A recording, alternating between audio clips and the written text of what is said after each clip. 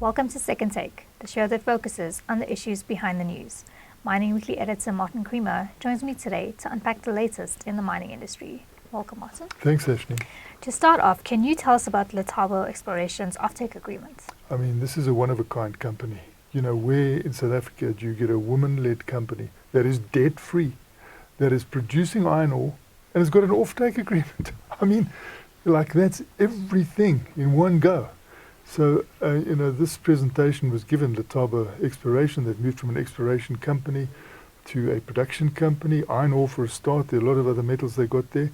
You know, they want to stick in the area near Steelport and Burgersport where they grew up, where they say they've seen the poverty, where they know how to actually create a better environment. They want to do it there.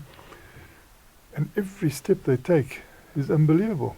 That looks like they may even list on the JSE at some stage. I'm sure it won't be immediate, but once they reach that stage where they become a critical mass, they're probably looking for more funding. In the meanwhile, they spoke at the Junior Indaba, came over very, very well, got good applause, and people were quite amazed at how, this 100% South African black-owned company could do something like this without incurring any debt. And, just going through the whole motions of what iron ore mining is all about, crushing it to the size that the market wants and fund it totally by themselves. So it's part of a family that's in other businesses, and they take that funding and profit from that and they put it into mining, and they're progressing very well. Now tell us about Marula Mining's listing on the JSE. Marula Mining, this fellow, this Australian, he's so enthusiastic about what he's doing here. And it's another situation of, you see a dump and you think, well, what's in that dump? And they tell you, well, it's tantalum.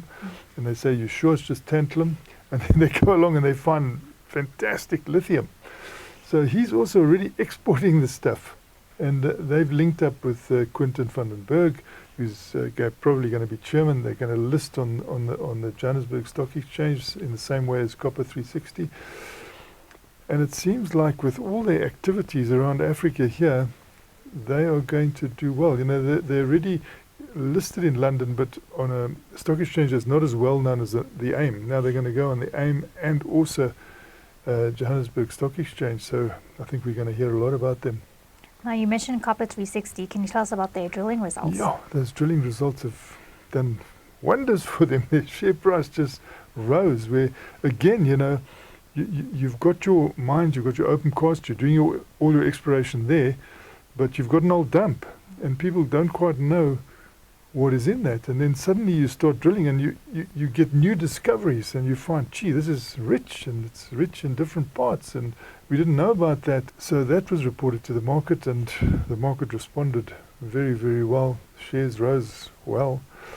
But it's going to be a continual story here. You're going to see Copper 360. They've really caught a lot of attention coming onto the old techs. They're on the lips of a lot of people. I mean, you go around, their name crops up all the time in mining circles. So it's the start, I think, of a new era we've got here, where these companies come in maybe smaller, but you can see their vision is big and they're progressing very, very fast. And the Northern Cape, I mean, that's something else, I think that's going to be like Australia was 2 decades, 3 decades ago. It's very prospective. People are popping up with things all the time there. And this is Copper 360 starting on those dumps, making copper plate, but also very much involved, with Shirley Hayes' old assets. And it's not going to be insubstantial, and looking the whole of Africa as well. So quite a lot of vision from that company. Thanks for speaking with us, Martin. Great pleasure, Sashni. That's it for today. Join us again next week for more news analysis on the local and global mining industries. To subscribe to Creamer Media's Engineering News and Mining Weekly, please email subscriptions at creamermedia.co.za.